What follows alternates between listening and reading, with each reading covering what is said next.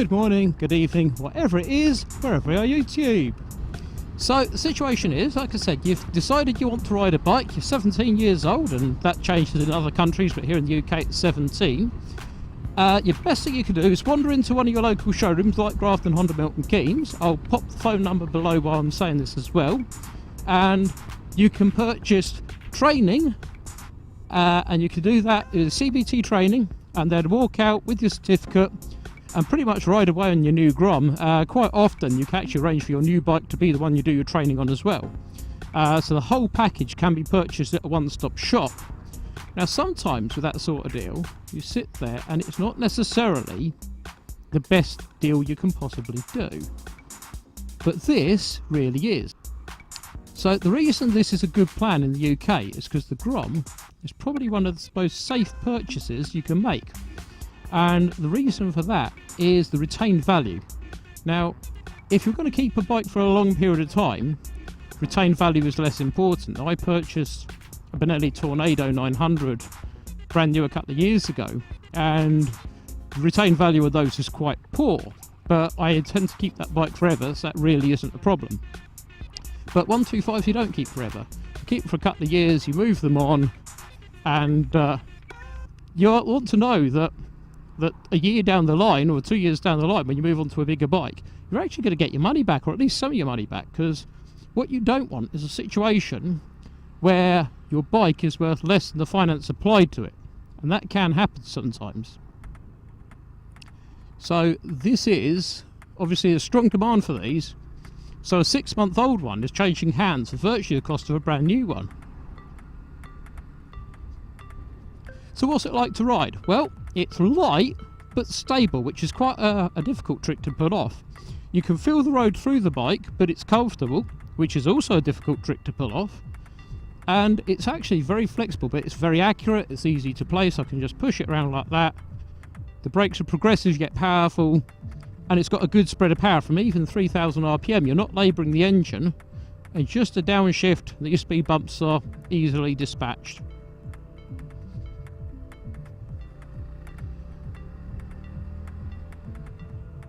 So this bike is brand new, so I'm not going to be thrashing it, because this is going to be someone's pride and joy. This is absolutely someone else's property, and it'd be wrong of me to do anything that would make that detrimental. So actually I've got to give it a nice easy brake in, which is good for the bike, and still gets me to show what it's like. But I've noticed that not only are these a cult bike all over the world, but they're very popular also with people that ride big bikes, and they're great urban commuters.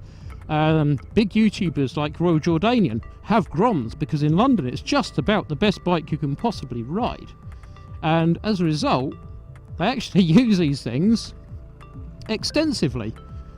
They're also relatively inexpensive. They're well under £4,000 on the road, but they're great fun. They'll get away from the lights smartly, they're comfortable enough, they're tiny so easy to park, and there's a whole load of advantages to them.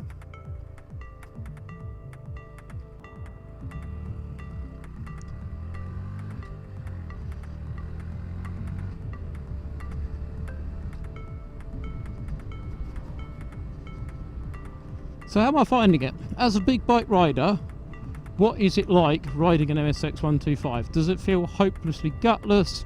Does it feel flighty? No, it feels planted, it feels easy, it feels confidence inspiring, and it is fun, huge fun. I couldn't believe 9 horsepower would be this much fun, but here we are. Let's avoid that pothole. I won't be able to do that easily like that on a big bike. In fact, that's one of the advantages. You can just avoid things without giving it a second thought. You simply cannot manoeuvre a big bike that easily, and that manoeuvrability is what gives novice riders their confidence, and what gives experienced riders the fun. This is just absolutely hilarious. This is great fun to ride. Engine feels powerful enough, although there are tuning kits out there if that's your thing. It's a fuel injected single, but you've got disc brakes at both ends, upside down forks, a monoshock rear end, and this being the latest version has ABS and LED lights as well. But there are 2 generations effectively of the Honda Grom. The original one, like I said, was launched in sort of late 2013, early 2014. and was launched international acclaim, ran for a few years. Then in 2017, the new model was launched, right? 2016, I think it was. New model was launched, and that had the modern styling, the modern lights, and looks as this one does. And then just recently has been another update which has added ABS to it. And for novices, of course, especially if you're in transport, that's a great thing, because if something happens, you need to grab a big handful of brakes. You're not going to lock the front wheel and go down, and that is absolutely worth the peace of mind on its own. So the other great advantage is you can actually purchase these as part of a package. Now, your local Honda dealer is going to do training as well. So you can, like I say, purchase your helmet, boots, gloves, jacket, everything, and your bike and your training. One price, one deal, and you can get on the road for an affordable cost. There's lots of finance options to suit as well. So really, getting on the road could never be easier. So if you're 17 years old and you need to get to your first job, you could do an awful lot worse. The other advantage, should you want to move on, of course, is that these are easy to resell. This is another good test, these train tracks.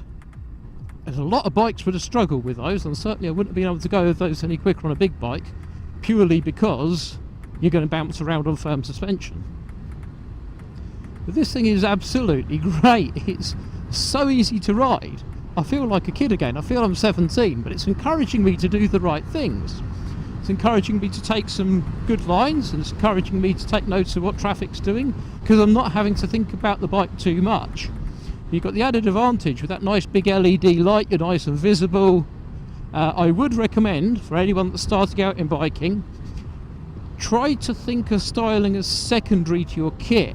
I'm a huge fan of wearing brightly coloured kit. In fact, these leathers go great with the colours on this bike, so I don't feel I look like an idiot. I probably do, but I don't feel like it. But try and go bright coloured kit, a bright coloured helmet. As you can see there, you'll probably see in the mirror, I've got a fluorescent yellow helmet on. It's going to give you your best chance to be seen, and with the quality engineering and the chassis of this bike, you're going to have all the brake grip and brakes in the world, and these are the little things that are going to keep you safe out there. Good quality training helps as well, and of course there are lots of options even after your CBT.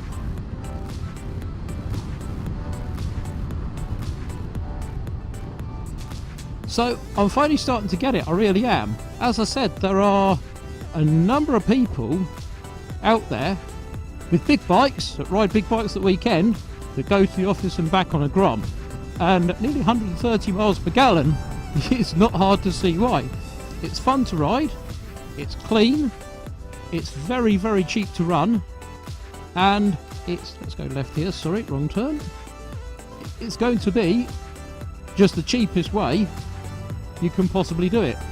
It's not going to go wrong. It's a Honda, so you've got that rock solid build quality and reliability there, and you feel like you own your place on the road. You don't feel like you've got to ride along like a moped wobbling away in the gutter, even at sort of 45 mile an hour, because this is a new bike. I don't feel like I should be shoved over to the corner, but of course if something comes around this corner on the wrong side, I've got the manoeuvrability to get out of their way.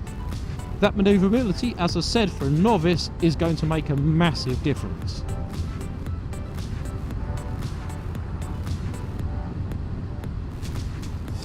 So, would I buy a Honda Grom?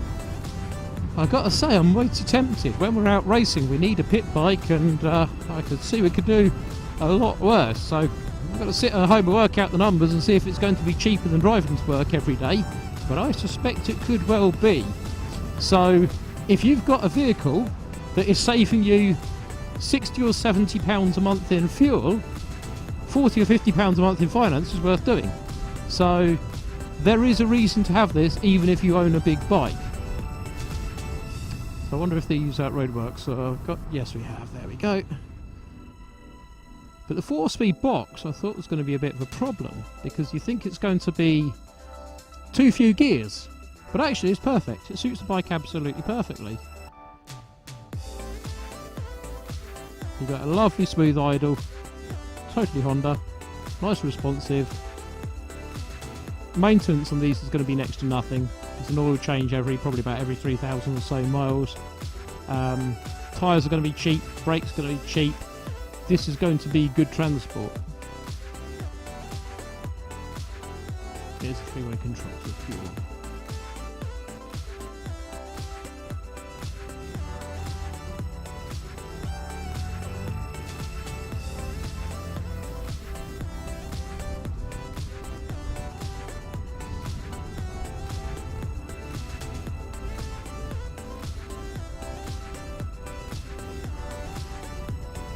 What I'd really like to try, one of these with a 250 single in it. I think that could be a great commuter for those that commute more out of the urban jungle, but if I was riding through London all the time, I couldn't imagine a better vehicle to do it on. Plenty of power to pull out of junctions with no issue. And again, that's without thrashing it. I've not touched the full throttle on this. Simply because, like I say, it's got 13 miles on the clock, so I don't want to thrash someone's going to be pride and joy. Dash is beautifully clear and easy to read, and everything about this bike just screams I'm easy. I feel quite visible for a 125. Like I say, I've got that nice bright ice white LED headlight, and obviously wearing lighter colour clothing, I don't feel like I'm blending into the shadows too much, and that can be a problem on a 125. So what's my recommendation? Would I buy one of these? Yes. If you're looking for a 125, I don't think I'd bother with the sports bike types, because they are kind of writing checks that they can't cash. I mean, if you look at a Yamaha R125, it looks great, but it's just not as quick as it looks, and it kind of, you expect more than it can deliver, so it's only ever really a bit disappointing. But I mean, if that's your thing, that's fine, but it is trying to be a big bike. This is obviously not a big bike. This is obviously not trying to be a 150 mile an hour sports bike. I wouldn't say you can't do things with these. I mean, I can see you can get videos on YouTube of people out on Groms, and they can wheel in for their end of days, they can stop them, they can get their knees down. And there was actually a stunt show at Santa Pod the other weekend, and in that stunt show there was people on big bikes and there was people on Groms. They could do absolutely everything the people on the big bikes can do.